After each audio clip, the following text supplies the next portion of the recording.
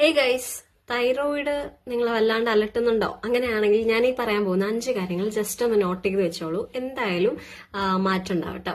അപ്പൊ first one എന്താണെന്ന് ചോദിച്ചാൽ എക്സസൈസ്. പ്രോപ്പർ എക്സസൈസ് ആണ് കേട്ടോ. സംഭവം വേറൊന്നുമല്ല, നമ്മൾ എഴുന്നേറ്റ് ഒരു 20 മിനിറ്റ് മിനിമം എങ്കിലും എക്സസൈസ് ചെയ്യണം എന്നാണ് പഠനങ്ങൾ പറയുന്നത്. കാരണം നമ്മുടെ ബോഡിയിൽ ഈ പ്രോപ്പർ ആയിട്ടുള്ള എക്സസൈസും കാര്യങ്ങളും വരുമ്പോഴത്തേക്കും ഹോർമോൺസും പ്രോപ്പർ ആയിട്ട് വർക്ക് ചെയ്യാൻ തുടങ്ങും. അതാണ് സംഭവം. അപ്പൊ first one exercise. Second one എന്താണെന്ന് ചോദിച്ചാൽ നമ്മൾ കഴിക്കുന്ന ഫുഡിൽ മാക്സിമം പ്രോട്ടീൻ കണ്ടന്റ് ഉള്ള ഫുഡ് കഴിക്കാൻ നോക്കാം.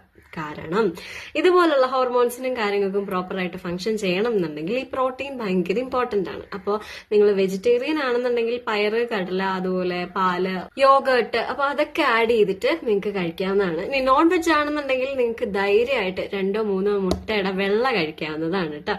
അപ്പോൾ പ്രോട്ടീൻ റിച്ച് ഫുഡ് കഴിക്കാൻ നോക്കാം. മൂന്നാമത് ചോദിച്ചാൽ ബോഡിയിലെ വിറ്റമിൻ ഡിയുടെ എമൗണ്ട് ജസ്റ്റ് ഇടയ്ക്കിടയ്ക്കൊക്കെ ഒന്ന് ചെക്ക് ചെയ്യുന്നത് നല്ലതായിരിക്കും.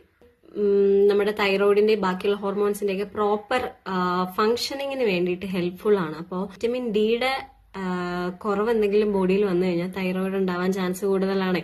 അപ്പൊ അതുകൊണ്ട് ഇടയ്ക്കിടയ്ക്ക് വിറ്റമിൻ ഡിയുടെ എമൗണ്ട് ജസ്റ്റ് ഒന്ന് ടെസ്റ്റ് ചെയ്യുന്നത് നല്ലതായിരിക്കും.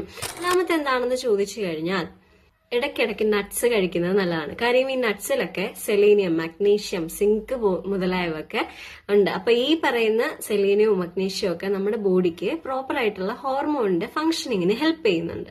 അപ്പോൾ നട്ട്സ് ഇടയ്ക്കിടയ്ക്ക് കഴിക്കുന്നത് നല്ലതാണ്.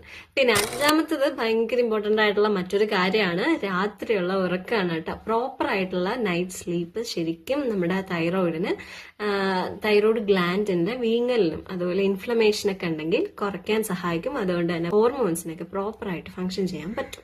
അപ്പൊ ഈ 5 കാര്യങ്ങൾ ജസ്റ്റ് ഒന്ന് ട്രൈ ചെയ്ത് നോക്കൂ. ലൈഫ് സ്റ്റൈൽ ചേഞ്ചസ് വരുത്തി നോക്കൂ. എന്തായാലും മാറ്റം ഉണ്ടാവും. So stay happy and healthy. അടുത്ത വീഡിയോയിൽ കാണുന്നവരെ ബൈ.